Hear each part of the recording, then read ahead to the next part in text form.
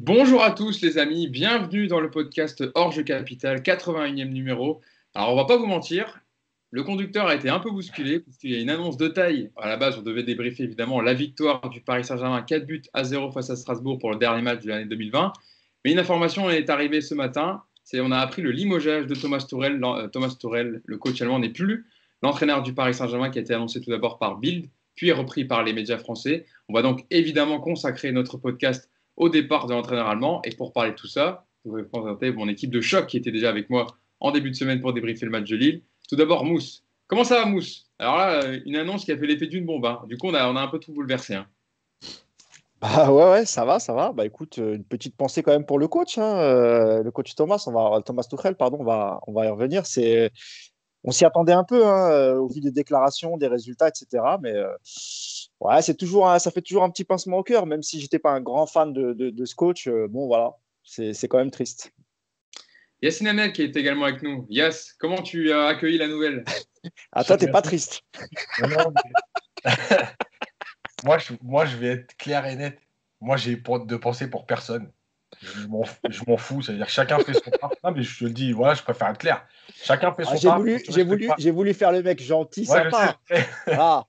Il a arrondi les angles. Ouais, mais Non, non, mais Yass, et c'est pour Ah, ça mais qu'on t'aime sur le podcast et que tu es franc oui, direct. Si tu penses il comme était, ça, tu dis comme ça. voilà, il était payé pour faire son métier. À un moment donné, ça passe plus. Voilà, il va pas être à la rue. Ils vont lui donner ce qu'ils lui doivent. Donc, bah, voilà, merci pour ce que tu as fait. Et puis, ciao, bon courage, quoi. tu n'as pas de Nicolas cœur, Yacine. Puravo. Nicolas Puravo qui termine la bande avec nous. Comment ça va, Nico? Et toi, comment tu as accueilli cette nouvelle? Déjà, je suis choqué de voir à quel point Yacine n'a pas de cœur. Voilà, Ah, merci Nico. Alors que moi, ça m'embête pour lui. Mais alors, par contre, qu'est-ce que je suis content pour nous? donc je vois plutôt de la joie du côté du podcast, hein. Ce matin, vous le voyez au visage des chroniqueurs qui vont être avec moi pendant tout ce podcast. Évidemment, donc on va revenir sur le départ de Thomas Tuchel et pourquoi on en est arrivé là, en mettant en parallèle aussi les déclarations qu'il a faites aux médias allemands hier et qui annonçaient peut-être la fin prématurée de Thomas Tuchel. On reviendra évidemment dessus parce que ça vient évidemment s'ajouter à ce départ. Donc, je vous le disais, sur les informations, le journal allemand Bild confirme ensuite par la presse française, l'entraîneur allemand Thomas Tuchel a été limogé du Paris Saint-Germain. Thomas Tuchel, à qui il restait 6 mois de contrat, c'est une énorme annonce, hein, quand même, qui tombe ce jeudi 24 décembre.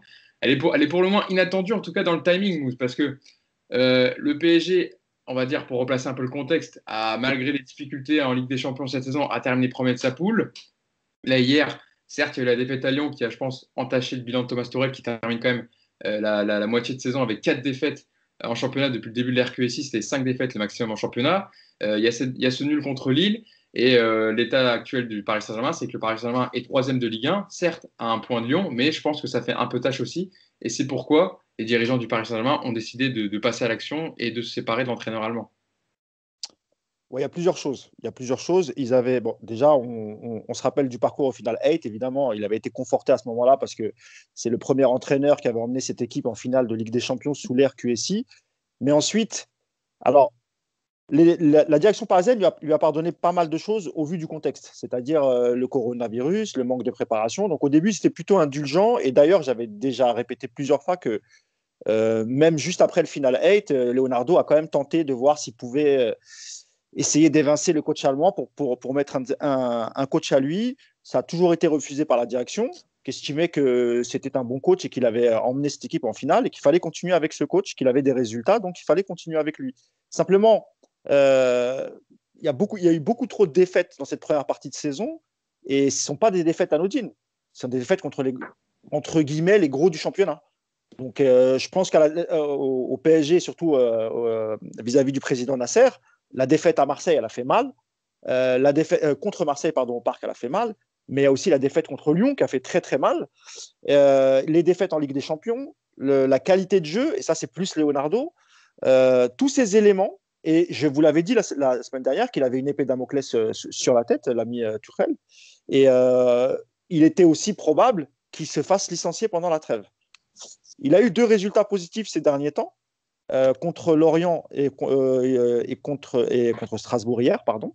Simplement, le PSG est troisième à la trêve. Et alors, si vous prenez tous ces éléments, même si c'est une année particulière, à Doha, on n'a pas du tout apprécié ça. Et il y a aussi, les critiques de Thomas Tuchel vis-à-vis de la direction sportive et du recrutement qui avaient déjà agacé. Et c'est à ce moment-là déjà que Leonardo avait encore demandé la tête de Leonardo, qui avait à l'époque été refusée après ses déclarations. Et il a donné une dernière entrevue hier pour un média allemand où il a, bon, entre les lignes, on a bien compris qu'il critiquait un peu la gestion du club et la direction sportive par la même occasion. Donc je ne pense pas que ce soit l'interview qui ait mis un coup de grâce à la carrière de Thomas Tuchel au Paris Saint-Germain. Je pense que c'était déjà dans les tuyaux. Ça n'a fait que conforter en fait la décision qu'ont pris, je pense, de concert Leonardo plus Nasser et tout l'état-major à Doha. Voilà. On a parlé souvent, Yacine, du départ de Thomas Tuchel depuis le début de saison par rapport à ses résultats, par rapport à son management, par rapport à ses déclarations d'après-match. On avait parlé aussi, Nico, je me rappelle, avait parlé de la trêve de novembre où il aurait fallu le licencier pendant cette trêve internationale parce que tu avais le temps de repartir avec un nouveau coach. Est-ce que Yacine, par rapport à tous ces éléments, son départ devenait inéluctable? Oui, mais alors, c'est toujours pareil, c'est-à-dire que là, on dit oui avec plus de facilité parce qu'il est officiellement plus là. Bon, malgré tout, nous, on s'est jamais caché de dire que on trouvait que l'aventure arrivait au bout, qu'il fallait à un moment donné donner un nouveau souffle, qu'il y avait des choses qui passaient plus. Moi, ce que je pense surtout, c'est que et la chance de nos podcasts, c'est qu'ils restent dans le temps.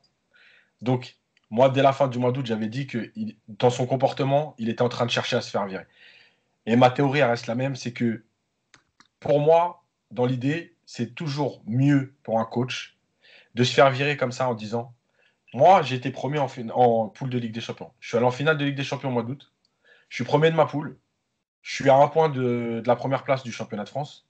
Franchement, en gros, moi, j'ai rien à me reprocher. Il me vire. C'est pas, je suis pas 12e à 3 points du premier relégable. Je suis pas reversé en Europa League. Il a le beau rôle. Et en fait, il lui fallait le beau rôle parce que au fond de lui, par rapport à plein de choses, et son interview d'il y a 2 jours confirme ce qu'on dit depuis un petit moment. Pour lui, en fait, dans sa gestion globale du groupe, évidemment que tu peux toujours retourner en finale de Ligue des Champions parce que c'est le football. Mais il y a 9 chances sur 10 que tu n'y retournes pas. Et en gros, on aurait dit, bah, finalement, après être monté tout là-haut, c'est un échec sa saison. Tu te fais sortir par le Barça, c'est un échec ta saison. Donc il vaut mieux essayer d'envoyer des pics, quitte à te faire virer, tu prends ce qu'on te doit, donc ton salaire, tu l'as. Tu quittes le club, entre guillemets, la tête haute, ça veut dire que, en tout cas, le club, il est aujourd'hui en course dans toutes les compétitions. Tu les as emmenés en finale de Ligue des Champions pour la première fois de leur histoire. Voilà, tout. Tu perds pas la face et tu restes un coach qui compte. Si tu te fais sortir en 8e de finale et que tu n'es pas champion, par contre, là, ça va commencer à dire ah, mais Tourelle, il est venu, il a eu qu'un titre la première année. Bon, ok, il fait la deuxième année bonne. La troisième année, il n'est pas champion, il n'est pas ceci, il n'est pas ce. T'écornes un peu ton image. Donc moi, je pense que c'était une vraie stratégie. Est-ce que tu es de l'avis de Moussa Yakin? Est-ce que c'était une fin de cycle qui devenait une fin de cycle et ça devenait inévitable de se séparer de Thomas Tuchel aujourd'hui? C'était une fin de cycle depuis longtemps en fait. C'est là où je suis un peu surpris moi, c'est que depuis Manchester, je vous rappelle que le match aller, ça a été le tournant de cette équipe. Le match retour, pardon, de Manchester, quand on part au parc. Et il y a eu une cassure à partir de ce moment-là. Donc la saison dernière a été un écran de fumée avec l'interruption, avec la reprise en Ligue des Champions qui se passe bien. Mais ce sont des problèmes qui remontent, je pense, à plus loin. J'ai l'impression que Tourelle avait... Il y a eu ces bons 6 premiers mois, ça, il ne faudra pas les oublier.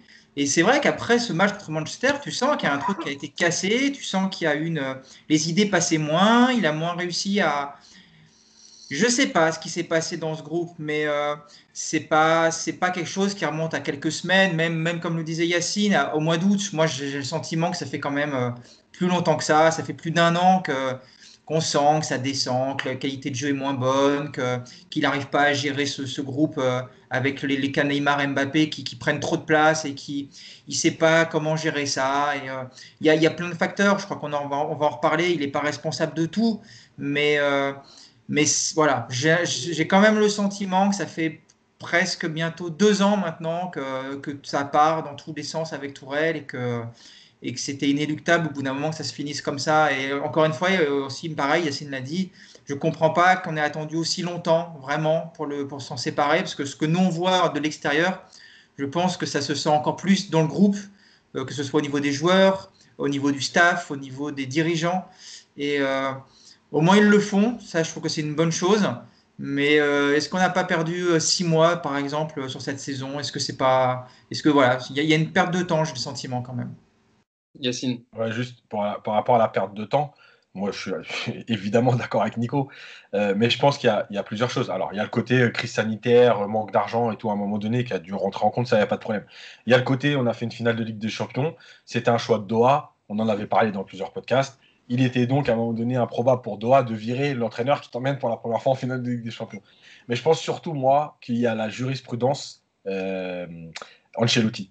Ça veut dire que depuis l'affaire Ancelotti, en fait, le PSG ne peut plus se permettre de licencier des coachs comme ça, ou en tout cas de laisser courir une rumeur, etc. Parce qu'il le paye quand même malgré tout, Ancelotti. Tout le monde reste persuadé, alors on ne le saura jamais, que Ancelotti serait resté peut-être 2 ans de plus, le PSG aurait une autre progression, un autre parcours, etc. Et je pense que dans la réflexion, c'est parce qu'il faut toujours s'imaginer que les autres entraîneurs le voient, ça. Donc quand tu vas négocier avec un autre entraîneur, à qui t'annonce que tu vas virer ton coach pour grossir le trait, qui est premier en championnat, premier en Ligue des Champions, qui a fait finale il y a 3 mois, et que tu es en train de lui dire on négocie avec toi parce qu'on va le virer, tu vois, les mecs, ils se disent bon, c'est peut-être un club un peu de ouf, quoi. On va peut-être pas y aller comme ça parce que bon, tu gagnes bien ta vie, mais à un moment donné, au bout de 3 mois, tu peux sauter. Donc, il y a aussi ça, je pense, qui rentre en ligne de compte. Et justement, Yacine, tu parles de ça et vous parlez des déclarations faites par Thomas Tuchel sur son poste en tant qu'entraîneur du Paris Saint-Germain. Donc, je vais vous les rappeler quand même, on en parlait tout à l'heure. Donc, c'est dans une interview à la chaîne allemande Sport 1. Thomas Tuchel s'était confié sur les attentes extrêmes qui entourent l'équipe parisienne et regrettait d'être perturbé dans son travail de technicien, d'avoir un manque de sérénité. Donc, je vous donne les déclarations de Thomas Tuchel et Mousse, je te ferai réagir dessus. Je vous cite Thomas Tuchel. Honnêtement, lors de mes 6 premiers mois, je me suis demandé, suis-je toujours entraîneur ou suis-je un politicien du sport, un ministre des sports? Où est mon rôle d'entraîneur dans un tel club? Donc, au travers de ces réponses, on dessinait, on va dire, un agacement vis-à-vis de certains aspects de son poste. Ensuite, il était interrogé sur la gestion d'un vestiaire peuplé de mégastars qu'il n'avait jamais eu vraiment, puisqu'il était à Dortmund et à Mayence. Et l'ancien coach de Dortmund répondait: parfois c'est très facile, parfois c'est un grand défi, car un club comme le PSG présente de nombreuses influences qui vont bien au-delà des intérêts de l'équipe. J'aime juste le football, et dans un club comme ici, il ne s'agit pas toujours de football.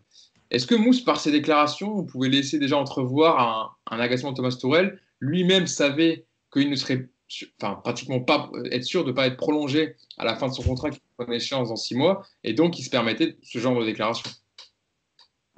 Déjà, il faut voir le timing. Ouais, c'est le timing, il est malin. Ça sort le jour de la dernière journée. Donc, il dit ce qu'il a à dire. Après, il devait sans doute se douter que ça allait faire du bruit. Et je pense, encore une fois, moi, je l'ai dit au tout début du podcast, il était sous pression, il le savait. Il savait très bien que Leonardo a plusieurs fois demandé sa tête. Il avait été protégé par Nasser jusqu'à présent. Après, il lui restait presque plus de crédit à Thomas Tuchel. Donc, à mon avis, je pense que c'est lui qui a dû demander à ce que l'interview sorte le jour du match. Comme ça, il n'a pas le temps de répondre à des questions.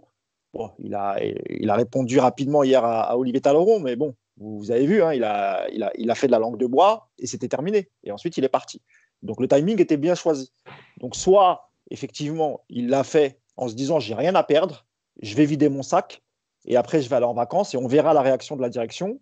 La réaction de la direction ne s'est pas fait attendre. Et ils ont pris une décision juste après dans la nuit. Et a priori, ils l'ont contacté dans la nuit. Après, sur le fond et sur ce qu'il dit, je vais peut-être décevoir certains supporters, mais il a entièrement raison. Il a raison. Évidemment qu'il a raison. Et oui. Est-ce qu'il faut que je vous rappelle le passage de Blanc, de Unai Emery, celui de Tuchel? Alors, le seul qui a résisté à ça, mais qui n'est pas complètement fou et qui s'est barré au bout d'1 an et demi, c'est Ancelotti. Alors, Ancelotti, il a accepté de faire le politique. Hein. Il a accepté de faire jouer Beckham en Ligue des Champions. Alors que, bon, la Ligue des Champions, c'est une compétition importante. Désolé, Beckham, à l'époque, ce n'était pas le facteur X de l'équipe. Il a fait aussi de la politique avec Ibrahimovic, etc., etc. Sauf que Ancelotti, dès qu'il a vu qu'on lui mettait un peu la pression, bon, bah, lui, il avait le Real qui lui courait derrière. Il s'est pas fait prier et il a quitté le club parce qu'il savait très bien que ça allait être compliqué. Parce que quand tu gères le Paris Saint-Germain, et là Thomas Tuchel a raison encore une fois, je ne vais même pas rentrer dans les détails, mais les luttes d'influence dans ce club sont extraordinaires. Et quand il dit que parfois le PSG prend des décisions et c'est pas pour l'intérêt du club, là aussi je valide ce qu'il dit. Et je peux pas citer d'exemple malheureusement parce que j'aurais des problèmes, mais je peux vous assurer que parfois il y a des choix qui sont pris et qui sont pas du tout sportifs. C'est juste pour voilà. Et je peux aussi vous parler du directeur sportif qui, quand il a besoin de faire passer ses messages, eh ben, il appelle ses amis les journalistes et pour descendre Tourelle. Ça s'est fait du mois d'août jusqu'au mois de décembre. Voilà, Leonardo a des relais dans la presse et quand il s'agissait de faire des articles pour descendre Thomas Tuchel, eh ben, il ne s'est pas prié. Et ça aussi, malheureusement au club, c'est arrivé depuis l'arrivée des Qataris, ce n'est que ça. C'est que des luttes d'influence et on oublie le sportif et chacun essaye de tirer la couverture à soi et voilà ce que ça donne. Ça donne des ambiances délétères, des guerres de clans, etc., etc. Donc oui, là-dessus, malheureusement, et j'aurais voulu qu'il ait tort et j'aurais voulu qu'il se trompe, mais beaucoup de gens dans le monde des médias, etc., qui gravitent autour du Paris Saint-Germain, savent ça aussi. Parfois, ils ne peuvent pas le dire parce que sinon, on te refuse des interviews, etc. Mais malheureusement, oui, là-dessus, Thomas Tuchel a entièrement raison. Je vous donne la fin de l'interview, je vais réagir dessus après Yacine et Nico. Il termine en disant qu'il regrettait, Thomas Tuchel regrettait l'emballement autour de certains sujets autour du club. Et je cite Thomas Tuchel, j'aime juste le football et dans un club comme ici, il ne s'agit pas toujours de football. Certains jours, on se dit que cela pourrait être si simple, c'était seulement un remplacement. Voilà, il parle d'un remplacement de joueur. Pourquoi est-ce qu'on en parle pendant 2 semaines? Là, je me dis, mais je veux simplement être entraîneur. C'est vrai que Nico, et je viendrai vers toi Yacine après, Thomas Tuchel, on peut dire ce qu'on veut sur son bilan, sur sa méthode, etc. Mais il a eu aussi des complications. On lui a mis des bâtons dans les roues. Il y a le statut de certains joueurs, etc., qui n'aident pas quand on entraîne au PSG. Et en plus, ces problèmes politiques, comme le rappelait Mousse. C'est une des problématiques du PSG, puis ça date pas d'hier. Après, il le savait en arrivant à Paris. Moi, je suis toujours surpris, encore une fois, par le contraste entre ces premiers mois et la suite de l'aventure. Et je ne veux pas croire qu'il n'y a que l'arrivée de Leonardo qui explique tout ça. Moi, je vais rester sur ce que je vois au niveau de la gestion du groupe. Ah, Nico, Encore une fois, je trouve que Tourelle a perdu des éléments extérieurs. on te perd un peu perdu. la connexion. Reparle. Tu m'entends? Tu m'entends pas? Ouais, c'est bon là. C'est bon, tu peux reprendre ton propos. Donc oui, je disais que c'est, à mon avis, il n'y a pas que Leonardo qui a savonné la planche. Il a Non, je aussi dis pas des ça. responsabilités. Je dis pas ça, Nico. Je disais juste que ça faisait partie. Et de toute façon, et je te redonne la parole tout de suite, Thomas Tuchel aussi a ses torts. J'en parlerai un peu plus tard dans le podcast, mais il a eu des comportements qui ne sont pas acceptables, et notamment au camp des loges.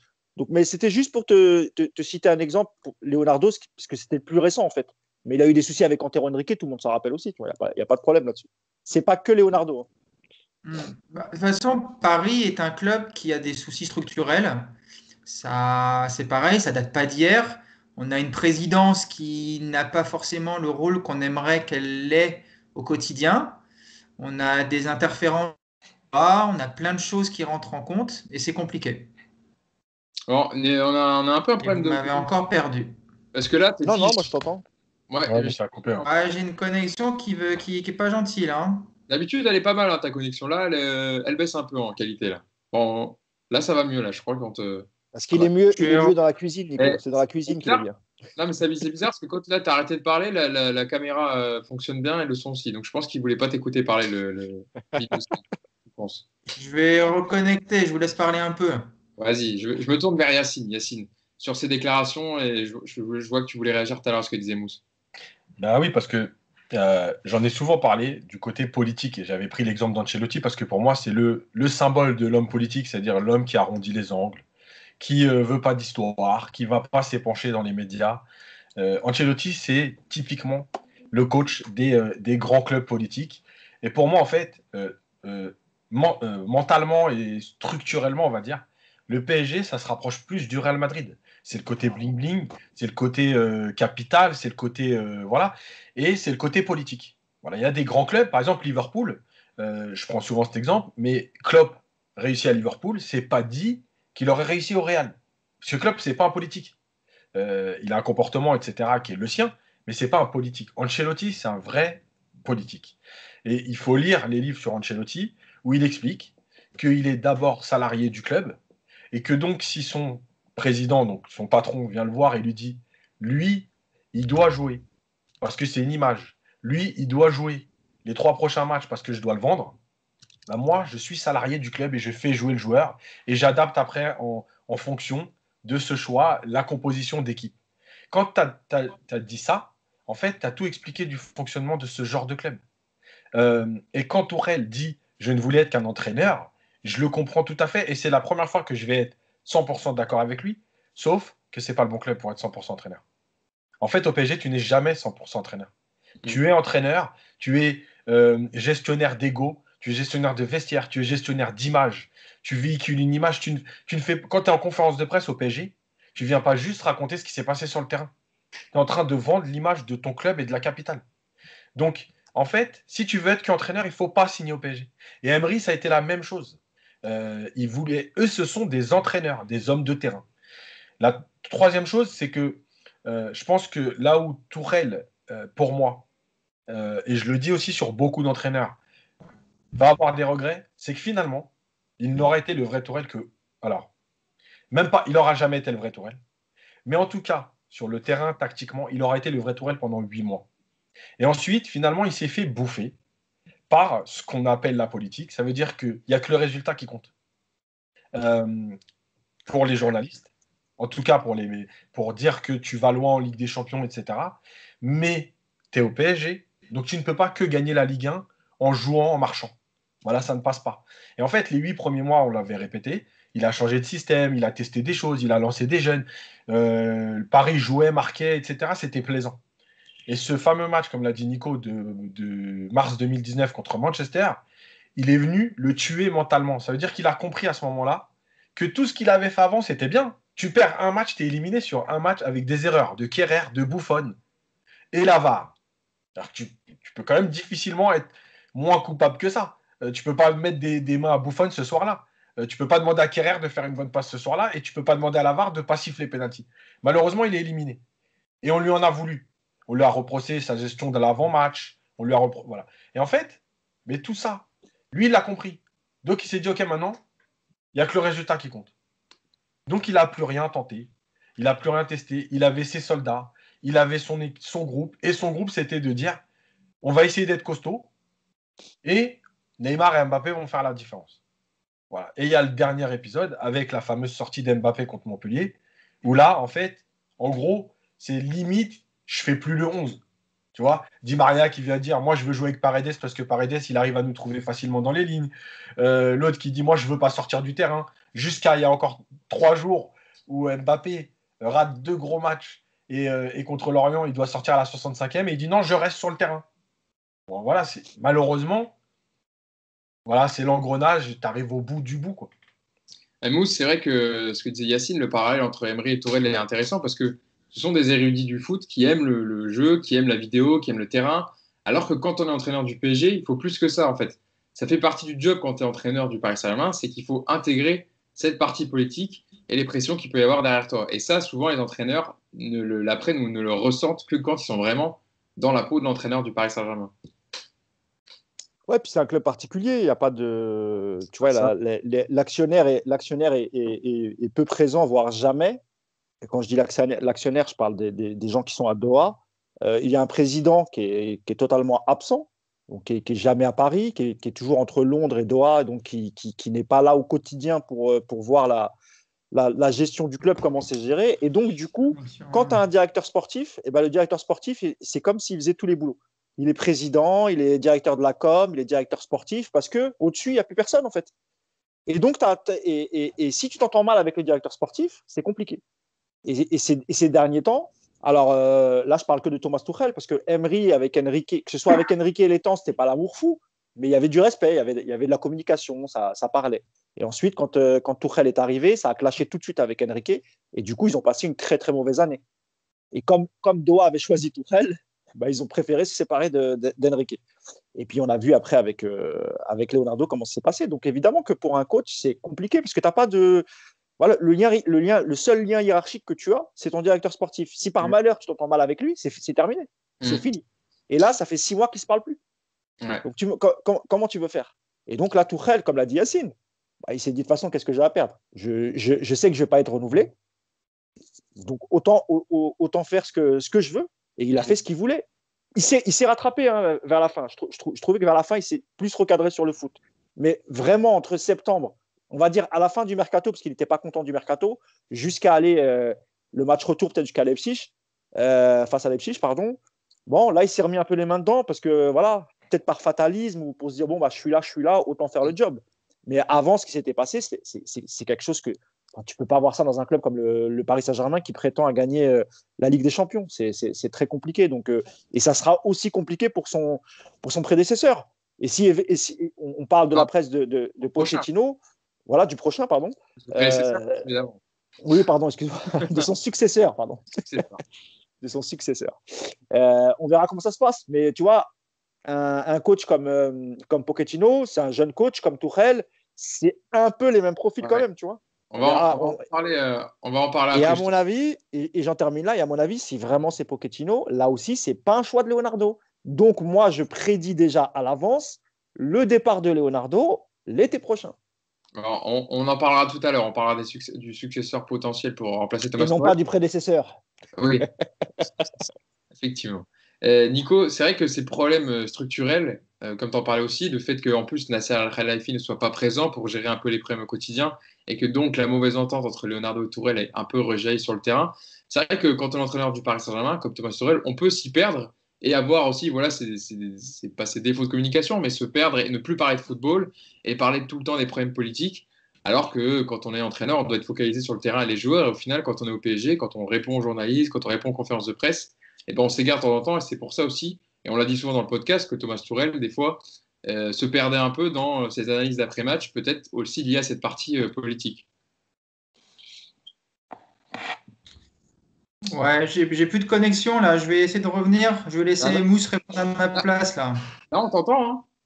Ouais, mais alors moi j'ai des gros soucis là. Je suis en train d'essayer de trouver une solution là. Je vous laisse un peu la main du coup. Je suis désolé. Bon, bah, je pose la question à Yacine, parce que moi je viens de répondre. Je la pose à Yacine, et puis ensuite on parlera peut-être du successeur de Thomas Tuchel. Mais Yacine, c'est vrai que je disais dans ses conférences de presse, etc., on a senti que Thomas Tuchel partait un peu sur des sujets, il rentrait en conflit avec les journalistes, etc. Et ça peut aussi être lié au fait que des fois, on n'a pas que le terrain à s'occuper, il y a les problèmes politiques et ça peut vite monter à la sauce d'un entraîneur et puis se perdre voilà, dans sa communication. On peut vite se perdre dans sa communication. En fait quand il se perd, c'est toujours compliqué de l'analyser, mais en fait, c'est plutôt un message de dire je peux pas tout dire, mais moi, je sais ce qui se passe et vous me saoulez avec vos questions, en fait. Vous cherchez toujours des trucs à dire, mais en fait, vous savez pas tout ce qui se passe. Et moi, je peux pas le dire non plus parce que malgré tout, il est salarié du club. Donc, voilà, s'il pouvait dire fermez-la. Voilà. Arrêtez de me saouler, salut, il n'y a pas de conférence de presse aujourd'hui. C'est pris entre deux étaux, quoi. Voilà. Mais en même temps, c'est son travail, donc il est obligé de répondre. Le problème, c'est que, en fait, quand tu l'as dit tout à l'heure, quand tu as posé la question à Mousse, est-ce qu'ils s'en rendent compte quand ils arrivent? En fait, ils s'en rendent pas compte quand ils arrivent. Mais ils pensent toujours être capables de maîtriser ce côté. Tout le monde le sait, les clubs politiques, les clubs moins politiques, les clubs plus travailleurs, familiaux, etc. Quand tu arrives au PSG ou au Real, tout le monde va te dire oui, je sais, ça, il faut être un politique, mais il n'y a pas de problème. À un moment donné, le terrain prend le dessus. En fait, c'est ça leur erreur. C'est de croire qu'à un moment donné, le terrain prend le dessus. Mais ça n'arrive jamais, ça. Si ça arrive quand tu vas gagner la Ligue des Champions, le jour où tu gagnes la Ligue des Champions, oui, le terrain aura pris le dessus. Mais crois-moi que 3 semaines après, quand tu as repris le championnat, on l'a oublié la Ligue des Champions. Le foot, c'est comme ça. Et c'est pareil pour plein de choses. C'est-à-dire que là, aujourd'hui, on parle du licenciement de Tourelle. Il y a des gens qui ont déjà commencé à dire ok, pourtant, il est viré. Maintenant, on ne sait pas ce qu'on va avoir. Et j'ai envie de dire, mais c'est comme tout dans la vie. Si on te disait demain, tu vas faire telle étude et tu vas gagner 12 000 euros par mois, évidemment que je ne choisirais pas faire 2 études. Mais personne ne peut savoir ce que ça va donner. Et c'est comme avec ta femme, tu te mets avec une femme, avant de te marier, tu ne sais pas si ça va marcher. Et puis un jour, ça ne marche pas, et ben tu la quittes. Tu te dis pas, ah ouais, mais vas-y, je vais peut-être pas la quitter parce que même si ça va mal, je sais pas ce que je vais me taper derrière. Bah non, tu la quittes et puis c'est tout. C'est la vie qui est comme ça. On fait des choix, on prend des risques. Bah ouais, le PSG, à un moment donné, ils ont senti que c'était plus possible. Voilà, bah oui, Pochettino, en tout cas, c'est un bon choix dans ce qu'il a montré à Tottenham malgré tout dans le jeu. Encore une fois, je connais déjà d'avance les reproches qui vont être faits, mais il n'y avait pas de star. Ok, pas de problème. Bah, on verra. En tout cas, lui, il connaît le club. Il en a juste été le capitaine. Dans les années où c'était un petit peu plus compliqué qu'aujourd'hui, il n'a pas vécu les meilleures années du PSG. Voilà, c'est un mec qui est intelligent, qui propose un football, en tout cas qui proposait jusqu'à aujourd'hui, un football. Ouais, mais, Yacine, c'est ce qu'on disait aussi de Thomas Tuchel à Dortmund. Enfin, quand on l'a annoncé au PSG, on disait ah ouais, il a fait du bon boulot à Dortmund, dans le jeu, etc. C'est pour ça tout à l'heure je te dis c'est un peu les mêmes profils finalement. L'avantage de Pochettino, c'est qu'il connaît le club. Oui, bien sûr. Voilà. Même si c'était. Mais c'est pas le même club. Oui, bien sûr. Mais ce qu'il a connu, c'est complètement différent d'aujourd'hui. Mais malgré tout, le PSG, même à l'époque, c'était déjà politique.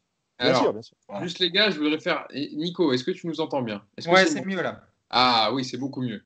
Alors, je voulais te faire réagir avant qu'on parle là, parce que Yacine et Mousse sont pressés de parler de Pochettino. Parce que je vois, j'ai même pas lancé le débat du successeur qui rentre dedans, mais évidemment, c'est normal parce que c'est la question. Nico, pour terminer sur Thomas Tuchel un peu et la partie politique, est-ce que, je disais, je ne sais pas si tu as entendu ma question, c'est est-ce que quand on arrive en tant qu'entraîneur du Paris Saint-Germain, on ne sait pas qu'il va y avoir toute cette attente, toute cette pression autour de soi et qu'on doit gérer autant de problèmes sportifs que de problèmes extrasportifs et qui rend compliqué la tâche de certains entraîneurs, ce que Carlo Ancelotti a su faire parce qu'il avait cette dimension où il sait gérer les égos des stars et il sait gérer les vestiaires. Et peut-être que Thomas Tuchel n'avait pas. Après, lui, il avait choisi en arrivant une méthode basée sur les câlins, sur la grande confiance, sur les compliments. Ça a bien pris et j'ai quand même le sentiment que le vestiaire, et ça se comprend vu qu'ils sont quasi en roue libre, où on leur passe tout. Donc le vestiaire est toujours derrière Tourelle.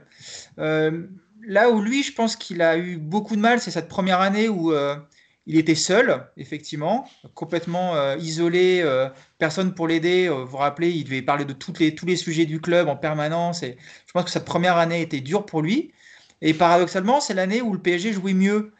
Et depuis que Leonardo est arrivé, on s'était dit à l'époque, bon bah c'est super, il va pouvoir se concentrer sur le terrain, il va pouvoir être libéré de tout ce fardeau médiatique, de devoir parler de tout ce qui se passe dans toutes les strates du club. Et donc ça, on s'était dit, ça allait être une bonne chose.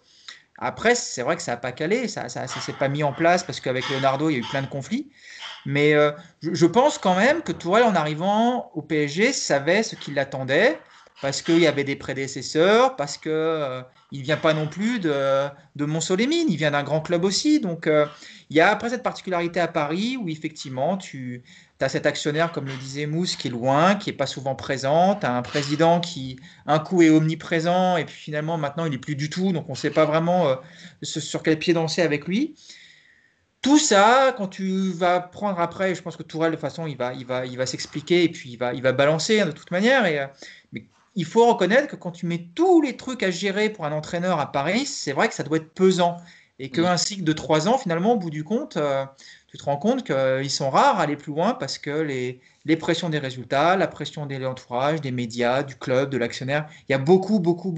Mais moi, je pensais que Tourelle aurait les épaules pour justement gérer tout ça, avec plus ou moins de difficultés, mais qui serait capable de résister.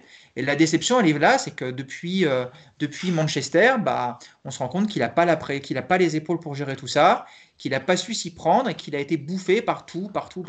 Et juste pour réagir sur ce que disait Yacine, quand il parlait des compositions d'équipe notamment, et il n'avait plus rien tenté depuis Manchester. Moi, j'ai l'impression qu'au contraire, il a changé pas mal de trucs. Le 4-4-2, il y a eu des choses qui ont évolué quand même.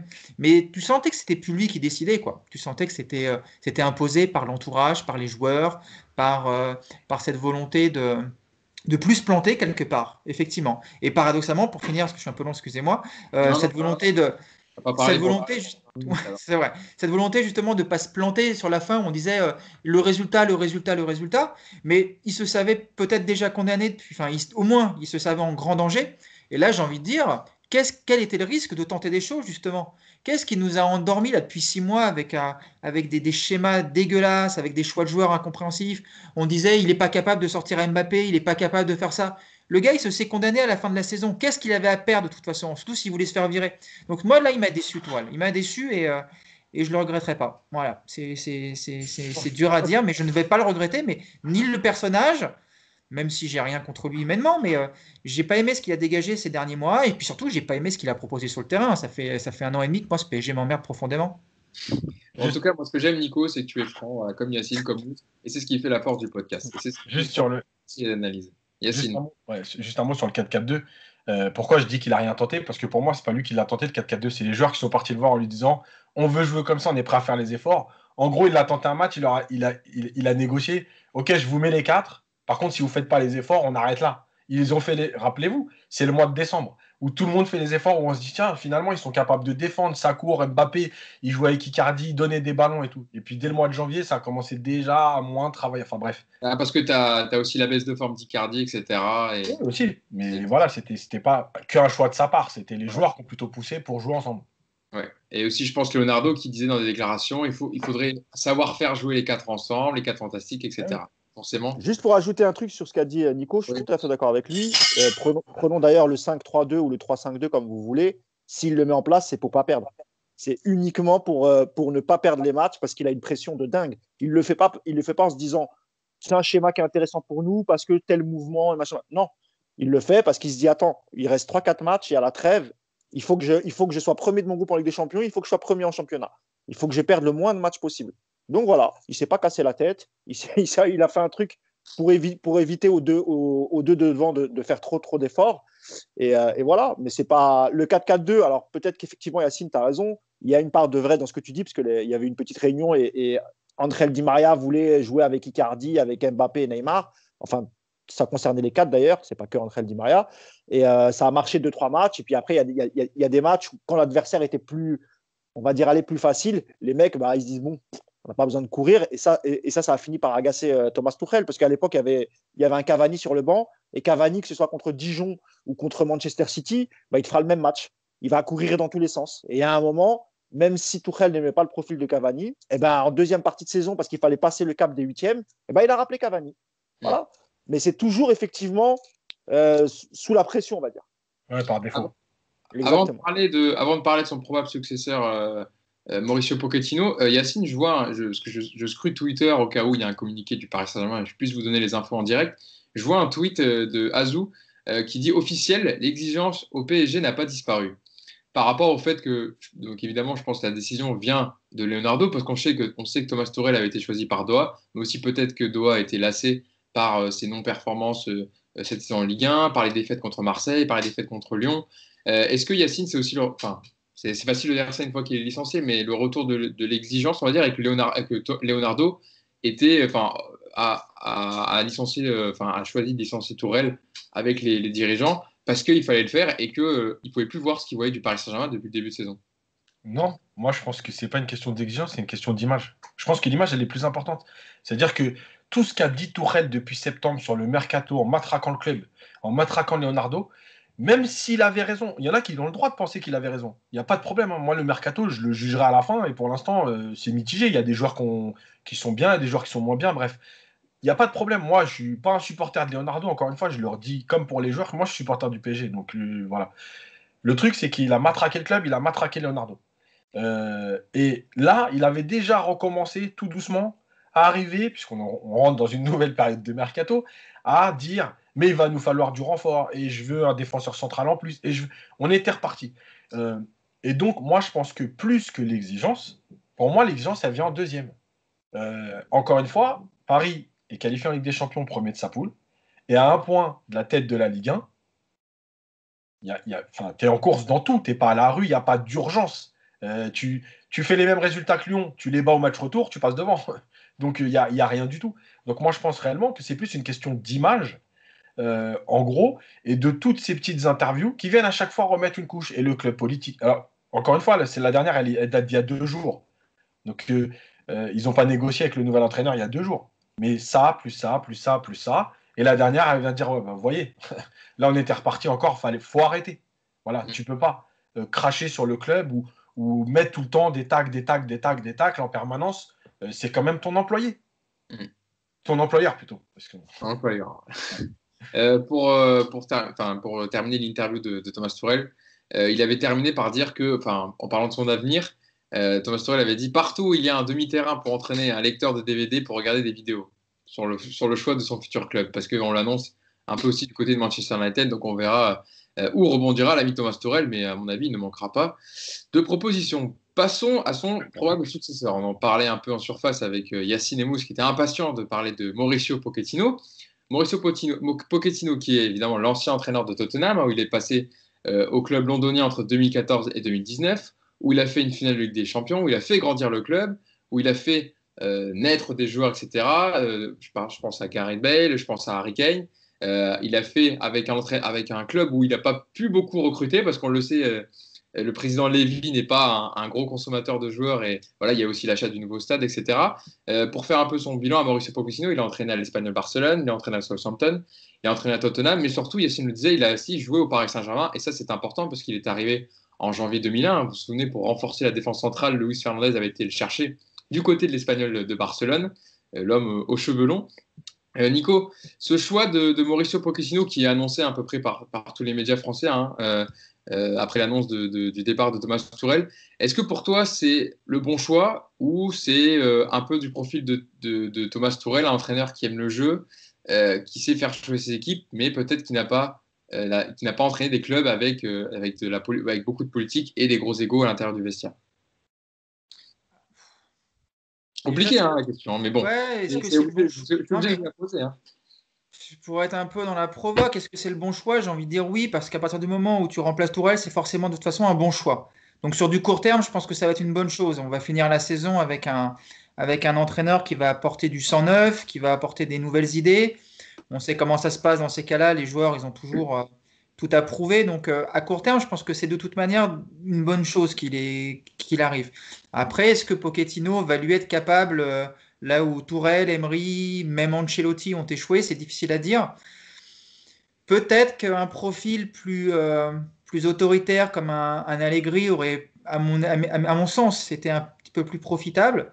Maintenant, il y a aussi le point de vue contraire de se dire qu'on a au PSG des joueurs qui, de toute manière, n'accepteront pas l'autorité d'un coach car ils vont se sentir supérieurs. Et on en revient au problème structurel du PSG. Donc, si Pochettino, tu lui donnes les moyens de bien travailler, si tu lui donnes le moyen surtout au bout d'un moment d'imposer une autorité, ça sera un bon choix parce que je pense que c'est un très bon entraîneur. Ce qu'il a fait à Tottenham, c'est remarquable. Jouer une finale de Ligue des Champions au PSG, on était ravis. En jouer une avec Tottenham, c'est quand même très fort également, même peut-être encore plus. Donc je pense que oui, de ce point de vue-là, c'est un entraîneur qui, en tout cas, moi, me donne envie de le voir arriver, de voir ce qu'il va proposer. Après, on en reviendra toujours au même problème. Si dans 6 mois ou un an, quand il sort Mbappé ou s'il critique Neymar, si derrière il se prend un abandon total de la direction, qui choisit de se mettre du côté des joueurs plutôt que du côté du coach, bah, il sera confronté au même problème que les autres. Donc aujourd'hui, on ne peut pas le dire. Mais en tout cas, sur le court terme, je suis ravi de voir Pochettino. Je pense que c'est une très très très bonne nouvelle, très bon choix.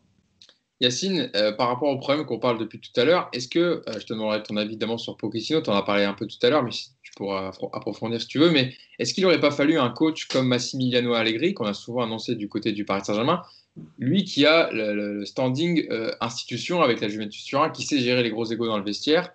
Alors après, sur la tactique de jeu, évidemment, chaque entraîneur a sa philosophie, etc. Peut-être c'est une attitude un peu plus, une rigueur plus défensive, mais ces équipes savaient quand même jouer avec la Juventus notamment.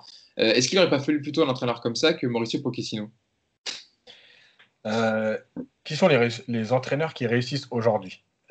Klopp, voilà, Zidane. En fait, c'est des mecs qui sont dans l'humain. Malheureusement, le côté Allegri, chef militaire, entre guillemets, hein, attention, c'est pas. On arrive au bout. On arrive au bout parce qu'on le voit bien que les joueurs, ils acceptent plus ça, malheureusement. Et quand on veut nous faire croire que. Parce que souvent, le PSG, c'est souvent ce qu'on entend. Ah, c'est pas une institution. Les grandes institutions.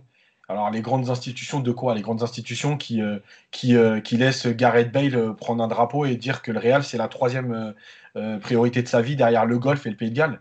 Les grandes institutions où Gareth Bale dort sur le banc et puis il rentre finalement en cours de jeu. Les grandes institutions qui arrivent à faire virer Ancelotti. Il faut arrêter avec ça. Il y a des clubs, oui, effectivement, où il y a peut-être un peu plus d'autorité, comme le Bayern. Mais malgré tout, au Bayern, les joueurs ont eu la peau d'Ancelotti. Donc, il n'y a plus d'institution. Les joueurs, quoi qu'il arrive, ils ont le pouvoir. Et il faut voir l'interview de Klopp, où justement, il explique que oui, il est proche de ses joueurs parce que finalement, c'est avec eux qu'il va gagner. Alors lui, il explique que c'est son côté humain, les émotions qu'on ressent ensemble. Mais en vérité, c'est qu'aujourd'hui, si tu te mets au-dessus de ton groupe comme un Capello, c'était le credo de Capello, hein. Le chef militaire, c'est carré, c'est moi qui décide, c'est comme ça qu'on joue. Ça marche plus. C'est plus possible, on n'est plus dans ce monde-là. Donc aujourd'hui, oui, Allegri, c'est un super tacticien. Oui, il a eu des résultats, il n'y a pas de problème. Moi, malheureusement, je ne pense pas que ce soit aujourd'hui le profil des futurs entraîneurs. Et je pense que Pochettino, il est plus proche de ça. Et l'avantage de Pochettino aussi, c'est qu'il l'a montré à Tottenham. En gros, il s'adapte aux joueurs qu'on lui donne. Parce qu'il ne faut pas oublier que ce n'est pas Pochettino qui a fait le marché. C'est Lévy, lui, c'est lui qui décide dans son club. Donc lui, il s'adapte. On ne l'a jamais entendu réclamer des joueurs ou dire moi, je ne veux pas lui, je ne veux pas ci, je ne veux pas ça. Voilà, donc je pense que c'est un bon compromis. Après, c'est comme je disais tout à l'heure, c'est comme pour tout. Oui, c'est dans 3 mois qu'on dira si c'est un bon choix ou pas. Aujourd'hui, en tout cas, il y a des éléments qui tendent à prouver que oui, c'est un bon choix. Et c'est vrai que sur le système à l'anglaise, Mousse, Yacine en parlait, c'est vrai que contrairement au Paris Saint-Germain, la structure du Paris Saint-Germain n'est pas du tout pareil parce qu'en Angleterre, les propriétaires, souvent, il y a l'entraîneur et puis direct le propriétaire qui décide de tout, des transferts, voilà, de la politique du club. Alors qu'en France, on a souvent un directeur sportif, un président, puis un propriétaire. Ça dépend un peu, évidemment, le cas de certains clubs, mais c'est vrai que si Mauricio Pochettino arrive au Paris Saint-Germain, ce ne sera pas la même structure, on va dire, qu'au PSG. Dans le management. Tottenham, tu veux dire. Pardon? Oui, j'ai dit qu'à Tottenham. Pardon, qu'à Tottenham. Ouais, mais en fait, il a tout dit, Yacine. C'est-à-dire que alors, c'est pas encore officiel pour Pochettino, hein. C'est le nom qui revient le plus. Donc, on va quand même rester prudent, mais c'est vrai que c'est le nom ce matin qu'on annonce le plus dans la presse. Il y a eu, même si à un moment, il y a eu la rumeur Thiago Motta, mais j'y croyais pas trop, sait-on jamais. Mais c'est vrai que c'est plutôt intelligent parce que, comme l'a dit Yacine, déjà à Tottenham, c'est le président Lévy qui fait quasiment tout. Donc le coach, il est vraiment concentré sur. Alors sans doute qu'il demande des joueurs, hein, mais je pense pas qu'effectivement, comme Tuchel, il va dire je veux tel joueur de tel club. Je pense que là, on parle de profil et puis ensuite, il fait avec ce qu'on lui donne, quoi, tu vois. Après, sur le choix de Pochettino, si c'est vraiment lui, pardon, oui, je suis d'accord avec Yacine. Je pense que un coach autoritaire à la Allegri, je pense qu'avec le vestiaire qu'on a actuellement, ça serait compliqué. Ça serait très compliqué. On l'a vu avec c'est avec Ronaldo qu'il a eu du mal Ouais. quand il arrive à la Juve. Mais de toute façon, la Juve fait le choix de le virer parce que le jeu n'est plus en adéquation avec ce que tout le monde attend. Il y a des résultats. Ouais, mais en gros, tout le monde s'en fiche. En même temps, Ronaldo, on le connaît aussi un peu. Alors, je dis pas que c'est quelqu'un de caractériel et tout, hein, mais je me rappelle aussi de l'arrivée de Benitez. Enfin, c'est pareil, Benitez a voulu lui faire travailler les coups francs, d'après ce que j'avais compris. Il ne l'a pas accepté, puis finalement, voilà, il a pris la porte. C'est pour ça que pour moi, je suis d'accord avec, même si j'aime beaucoup Allegri, à un moment, j'aurais voulu qu'il vienne pour remettre un peu d'ordre, mais finalement, quand tu vois le vestiaire que tu as, non, je pense que ce n'est pas la bonne idée. Et concernant Pochettino, ce qui est bien, bon, déjà, il connaît le club, évidemment, c'est un Argentin. Donc, les Argentins du vestiaire, et là, je parle de Paredes et Icardi, par exemple. Les cartes peuvent être abattues pour lui parce que Paredes, c'est vrai, Leonardo voulait s'en séparer dès son arrivée en 2019. Il y avait encore des rumeurs pour le mercato hivernal. Icardi, il est à la cave. Peut-être qu'en voyant un compatriote arriver, ça peut le remettre dedans. Il est blessé, oui, mais ce que je veux dire, c'est que même blessé, pas blessé, on avait vu son début de saison, même s'il était fatigué. Franchement, c'était un peu chaotique quand même. Tu avais l'impression que le mec, il avait perdu un peu toute motivation et il avait gagné quelques kilos. Donc, c'était un peu compliqué. Et ce qui va se passer là, évidemment, c'est que tout va être gelé au niveau du mercato. Parce que quand un nouveau coach arrive, c'est lui qui fait une revue d'effectifs, qui va décider de qui reste, qui doit partir. Donc là aussi, ça va être intéressant de voir avec toutes les recrues de Thomas Tuchel, les Kerrer, les Herrera, Gay, etc. Quid de ces joueurs-là. Et puis, le fait qu'il soit jeune et ancien joueur, ça aussi, je pense que ça va plus coller avec le vestiaire. Comme l'a dit Yacine, l'exemple qu'il a cité avec Zidane au Real, c'est tout à fait ça. Donc, je pense qu'il peut créer ça. Il peut créer un peu ça au PSG avec les jeunes joueurs, avec des joueurs comme Mbappé, Neymar, etc. Et encore une fois, grosse communauté argentine, ça va l'aider pour l'intégration. Donc, pour le choix, c'est bien. Par contre, selon moi, et à 99%, encore une fois, ce n'est pas un choix de Leonardo. Pochettino, ça ne peut être qu'un choix de Doha. Et c'est pour ça que moi, je pense que vraiment, c'est la fin aussi pour Leonardo. C'est la fin d'un cycle. Ça aura été un tout petit cycle. Mais si vraiment on apprend que c'est Doha qui a choisi Pochettino et que Leonardo n'a pas eu son mot à dire, il n'y aura pas trop de suspense. Je pense qu'il quittera le PSG au terme de la saison. Bon, on suivra ça évidemment. Nico, tu voulais réagir? Ouais, ce qui est aussi important avec Pochettino, c'est que il a une philosophie de jeu. Il a un football qui est rien à voir avec celui d'Allegri. Et on sait qu'à Paris, gagner, et c'est peut-être qu'un petit peu oublié Tourelle ces derniers mois, c'est que oui, il faut gagner. Oui, le résultat, la pression autour de ça, je suis le premier à m'en rendre compte, mais tu dois aussi jouer au ballon quand tu es à Paris, surtout avec cet effectif-là. Et c'est aussi ce qu'on reproche à Tourelle ces derniers mois, voire même depuis 18 mois, un an et demi, c'est que tu as perdu cette notion de plaisir, de football spectacle. Tu peux pas te contenter de gagner des matchs quand tu es au PSG et quand tu as un effectif pareil. Et ça, Pochettino, c'est quelque chose que lui, il a un peu plus en lui. Voilà, Pochettino, il propose un jeu un peu plus, un petit peu celui qu'on avait avec au début Tourelle, quoi. Voilà, c'est de la lance, c'est du football un peu panache, quoi. Et ça c'est un choix important par rapport à Allegri. Je pense que ça a dû rentrer en compte. Après, est-ce que c'est un choix de Leonardo ou pas? Je pense pas, Mousse, que Doha n'ait pas impliqué Leonardo dans cette succession, Ah si, puisque voilà, crois-moi. d'autant que Leonardo est à l'origine, enfin ça fait je ne sais pas combien de mois qu'il réclame le départ de Tourelle, donc forcément qu'il a été, il a été comment? Il a été impliqué dans ce choix et ça veut dire quoi? C'est pas son choix, ça veut dire que c'était pas le premier en tête de liste. Est-ce que par rapport à ça, ça va justifier un départ de Leonardo dans 6 mois? J'ai du mal à imaginer ça quand même. On va plus attendre Leonardo sur la gestion du mercato côté vente, sur les comptes à équilibrer. Est-ce que Leonardo va dire, voilà, moi je voulais Allegri en 1, vous avez mis Pochettino, ouais, il est bien, mais c'était pas le mien, donc je me barre? Je sais pas. Il ne s'agit pas que de ça. Quand je dis qu'il partira, de toute façon, lui, et ça c'est une info que je vous donne, parce qu'il le dit en off, et ça les journalistes sont au courant, plusieurs fois il a dit, moi, mon cycle au PSG, ce sera 2 ans max, et après j'irai voir ailleurs. Donc même avant le licenciement de Tourelle, lui parlait déjà de quitter le club à l'été 2021. C'est pas du tout ça. Mais en termes de mercato, est-ce qu'il a eu les mains libres, l'ami Leonardo, depuis qu'il est arrivé? Non. Je rappelle que quand il arrive en 2019, il accepte toutes les demandes de Thomas Tuchel. Il fait venir Gay, il fait venir Diallo, etc. etc. Quand l'été 2020, il veut faire Milinkovic-Savic, Skriniar et tous ces joueurs-là, qu'est-ce qu'on lui dit? C'est une année de crise sanitaire, financière, etc. On n'a pas les moyens de les faire. Tu es obligé de faire du bricolage. Et ça, le bricolage, il ne sait pas faire, Leonardo.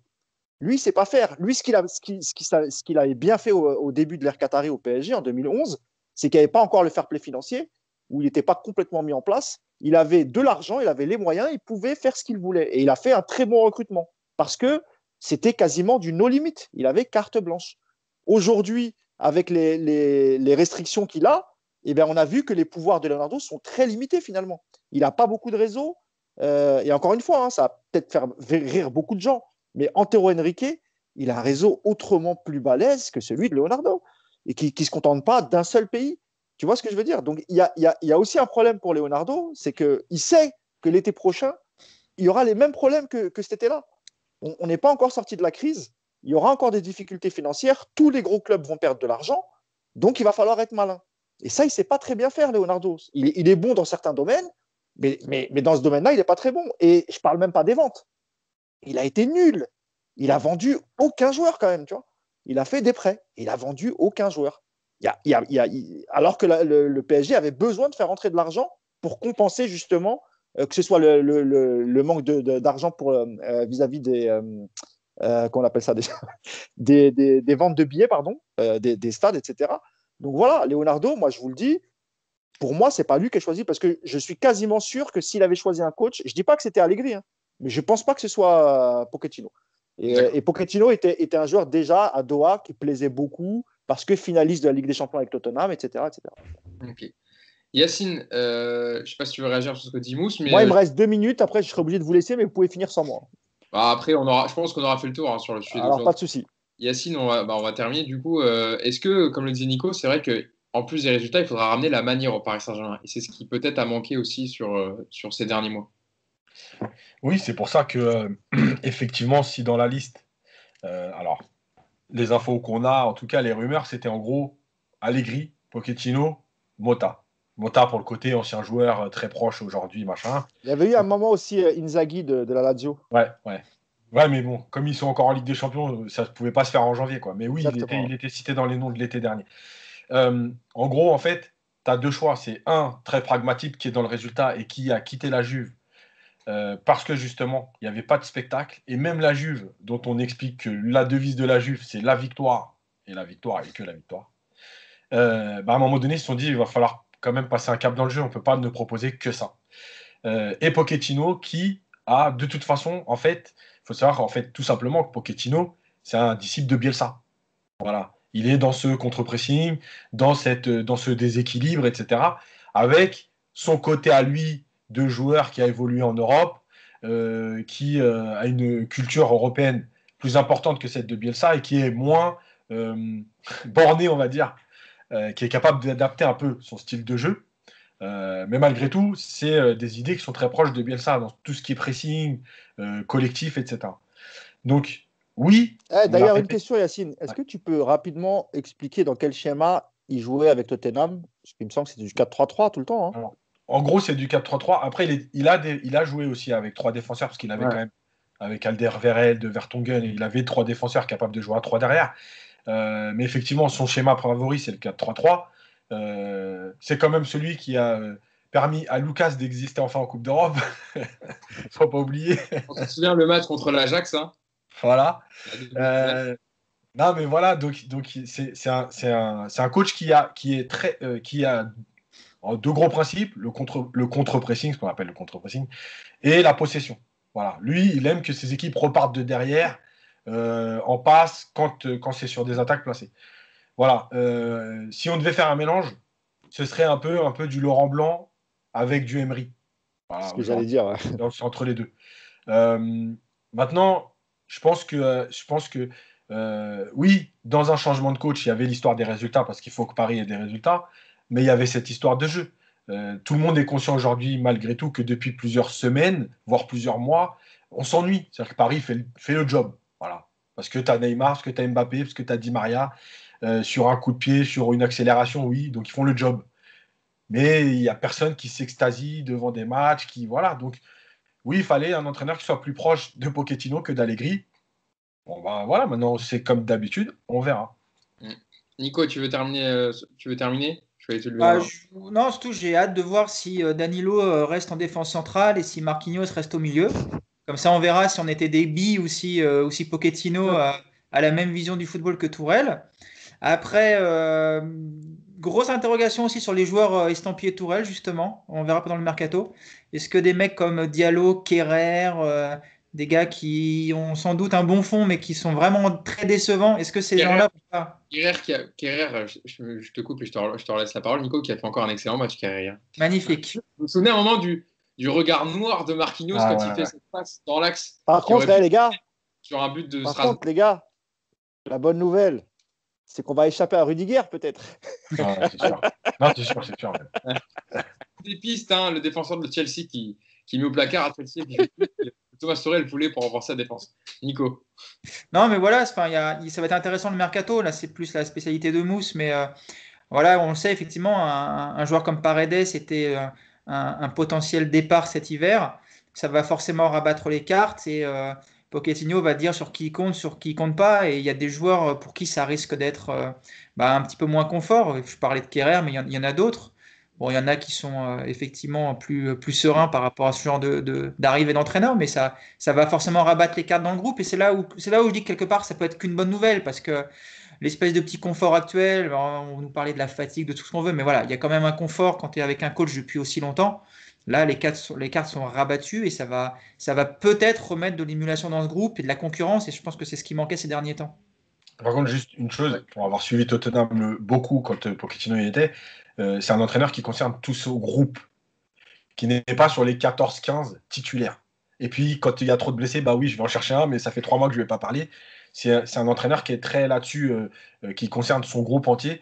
Et ça, je pense que c'est important, parce qu'à mon avis, il y a certaines blessures qui sont dues à la fatigue et tout, mais il y a certaines blessures qui sont dues aussi au fait d'être mis de côté, ouais. D'être mis de côté par l'entraîneur. En gros, bon, de toute façon, que je sois soigné ou pas maintenant, je joue pas. Alors, pas se prendre la tête, quoi.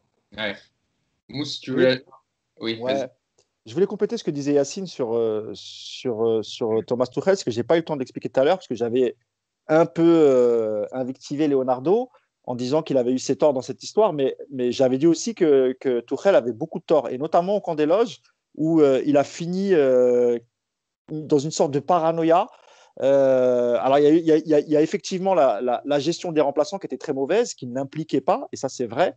Et il y a aussi, malheureusement, il s'est coupé aussi d'une partie du staff. C'est-à-dire que ce soit les préparateurs, certains préparateurs physiques, certains monteurs vidéo, etc. Tu pouvais pas, ces gens-là n'avaient pas accès à Thomas Tuchel. C'est-à-dire qu'il devait passer par son adjoint. Mais Thomas Tuchel était tellement paranoïaque parce que c'était ça en fait, hein. Il y avait les pro Leonardo, les pro Tuchel, chacun un peu se cachait, etc. Et la relation était tellement mauvaise entre les deux qu'il était devenu complètement parano, Thomas Tuchel. Et il voulait pas que ce qui se passait dans ses entraînements quand Leonardo n'était pas là, que ça sache. Et évidemment, il s'est coupé aussi d'une partie du staff technique. Quand je dis du staff technique, pas ceux qui sont sur le banc, hein. Ceux qui travaillent au camp des loges, ceux qui préparent les débriefs en vidéo, etc., etc. Ils n'avaient pas accès à Thomas Tuchel. Il y avait peu d'échanges. Il y avait des échanges avec son adjoint, mais peu d'échanges avec Thomas Tuchel. Donc là aussi, je pense que ça a fini par lasser au club, cette histoire de clan, que ce soit entre Leonardo, Tuchel et le reste du staff technique, etc., etc. Et il y a aussi la gestion des joueurs blessés. Je pense que ça a dû aussi jouer dans la réflexion de la direction, dans le fait de s'en séparer, parce qu'il y a eu beaucoup de reproches qui ont été faits à son adjoint. Apparemment, en off, les joueurs se plaignent de la préparation de l'adjoint. Donc voilà, c'est vraiment un tout qui a fait que après le match, le PSG a décidé de s'en séparer. Donc le coach Thomas Tuchel, évidemment, a beaucoup de tort dans cette histoire. Bon, au début, je disais que j'étais un peu triste, parce que c'est toujours un peu triste quand quelqu'un perd son job, même si évidemment il est très très bien payé, on n'est pas malheureux pour lui. Alors, on va lui souhaiter bon vent où qu'il aille, et puis vous allez dire merci pour tout, mais non, merci pour rien en fait. Ouais, pour la finale, voilà. C'est lui qui aura, Voilà. qui aurait été le plus loin en Ligue des Champions, en tout cas. Ça restera dans les livres, hein. Je suis désolé, messieurs, mais ça restera l'entraîneur de la finale. Mais pour l'instant, tant qu'on n'a pas remporté et qu'on n'est pas retourné en finale, c'est Thomas Tuchel qui a été en finale. Lui et Choupo-Moting. Après, on peut dire ce qu'on veut. Moi aussi, je peux retenir que c'est lui aussi qui a connu le plus grand nombre de défaites, etc. Commence pas là-dessus, s'il te plaît. On finit le podcast tranquille. On était bien là.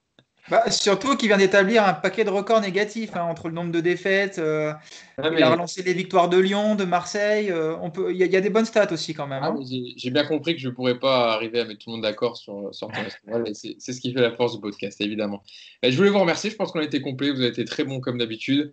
On a été complet sur le dossier du jour et l'actu du jour, hein. C'est Thomas Tuchel donc, qui a été licencié du Paris Saint-Germain, fin d'aventure, fin de cycle pour l'entraîneur allemand, à qui il restait 6 mois de contrat. Et donc, l'arrivée probable de Mauricio Pochettino, qui, hein, si je vous écoute, remplit toutes les cases idéales pour occuper le poste de nouveau coach du Paris Saint-Germain. Ancien joueur capitaine du club, technicien et tacticien reconnu, et respecté, surtout, et management des hommes avérés. Je vois sur Twitter que les gens sont plutôt enjoués de l'arrivée de Mauricio Pochettino, donc on suivra évidemment le dossier dans les jours qui arrivent, même peut-être dans les heures qui arrivent, hein. Peut-être que Pochettino va être annoncé aujourd'hui. On verra tout ça. En tout cas, on a été complet pour aujourd'hui. Merci à vous, merci Yacine, merci Mousse, merci Nico encore une fois pour ce podcast de grosse Bonne fête à tous et bonne fête à tous les auditeurs. Joyeux Noël. Joyeux Noël. On voulait faire un bilan d'ailleurs sur le Paris Saint-Germain du début de saison, mais là, avec le départ de Thomas Tuchel, je pense que ça chamboule un peu tout. On attendra peut-être l'arrivée du prochain entraîneur pour faire un podcast dessus, j'imagine, messieurs, si vous êtes d'accord avec moi. On verra tout ça. En tout cas, on va suivre évidemment l'actu du Paris Saint-Germain dans les prochains jours. C'est pas une grande trêve, hein. Le 6 janvier, il y a déjà un match. Ça va aller très vite, hein. Donc, profitez bien des fêtes de Noël avec votre famille, profitez des fêtes de fin d'année, et puis on se dit à la prochaine. Salut tout le monde. Ciao, ciao. Ciao. Allez.